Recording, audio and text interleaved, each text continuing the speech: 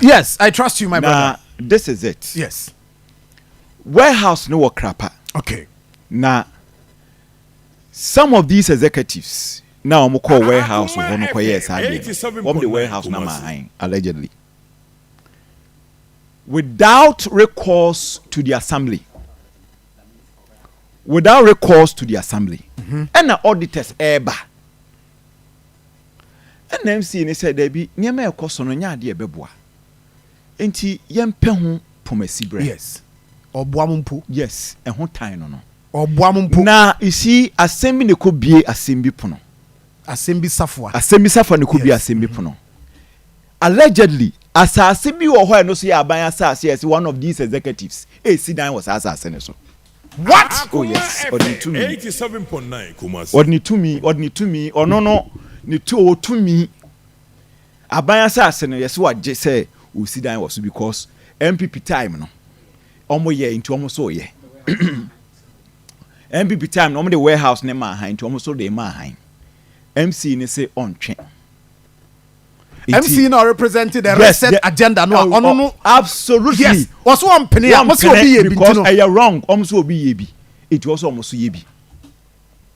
Enti MC ne ho time. You see Sir John, this is what is happening at Ejisu currently. Enti executives ni mu be emboldened. Ewura eno mo attack MC in office around 4 p.m. Chairman Wumbi. Chairman, someone from Songasa. Or see we see videos womb. Or the motor be chairman. Yes, chairman video no womb. Video send back what not so. Yes, chairman video no womb. So, but I trust Nana Kwesi ni Isham. I trust Augustus Nana Kwesi any Isham.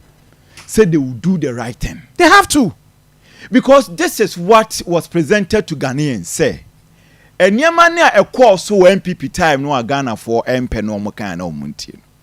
NDC will do something different. Inti Ghana for no APA beto abano na nado kasa osima boom. Na abaya sas utimi kusida insiso allegedly. Say waban na aba. Etimi the warehouse ma hein allegedly. Say in the previous administration no. Omo yes intimi sumi yebi. MCE say auditor say banti ade na mo ye no e de oha beba say na agi e de be wo ti enura omo stormy MCE office say omo to ma me no ye nim de nkebesi so they say and these are not party vigilantes so these are executive members of the party at the constituency level. What impunity? You see we a terror leading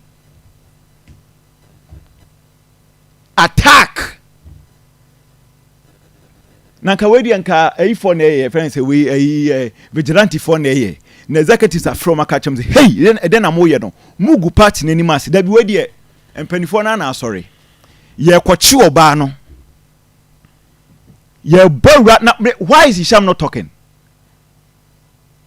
Isham should talk. You know, honorable, and I'll pick information or pick a factor now. Well, maybe let's give him the benefit of the doubt. Chairman, you see, look, on police. Yeah, Kasa, ye nim the account.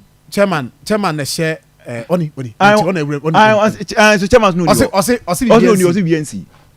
Chairman say yenyane enka kane na so o ka che producer say kane ano na be che de Una wo set una wo che de una be che de say BNC because we be a station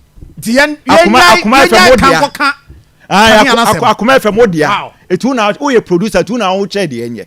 You see na Ghana police this I'm shocked. Say omoda so nam ho ayenchi omo. Because this is the representative of the president, the chairman of the Security Council, the Municipal Security Council. She is the chairman. Now you three born run office. Attack and it's like you are attacking the president. Most song crowd so watch this. Yeah. Oshomo. It's way opposition party been a year. Anka, would they be still moving around? Dabida. Would they be moving around? because the party or power ain't he or you above the law. The party or power, chairman is above the law.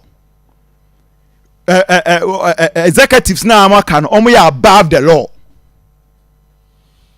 Ejisu what impunity? What impunity? Ede bibi ani ho. Bibi ani ho. O de me enche chairman si hwisi tie. Punina. Wo warehouse ni yama ubi. Yama utu. Punina. Wo warehouse ni yama ubi. Yama utu punina. Wo warehouse ni yama ubi. Yama utu warehouse. Yama punina. Yama punina. Yama punina.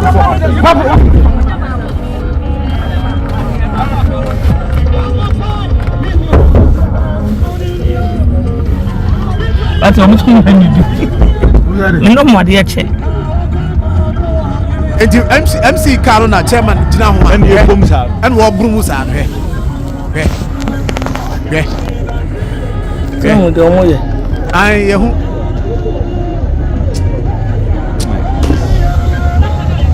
See, Sejon. Ghana baby. I'm telling you. Ye we chiri pa. Sejon. Ye we chiri. Ye we chiri pa. And you see, ebi mo bese san e wo politics no ebi mo so ntimi nsisan. But this is a test case to the regional executives.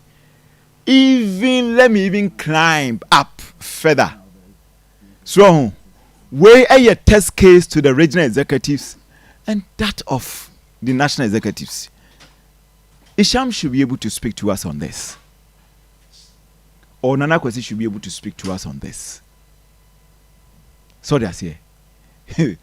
We need to know what punitive measures are more here. Look, we're criminal element to whom. Office no borai no, and yan this party office. No. Your minor or minor dear.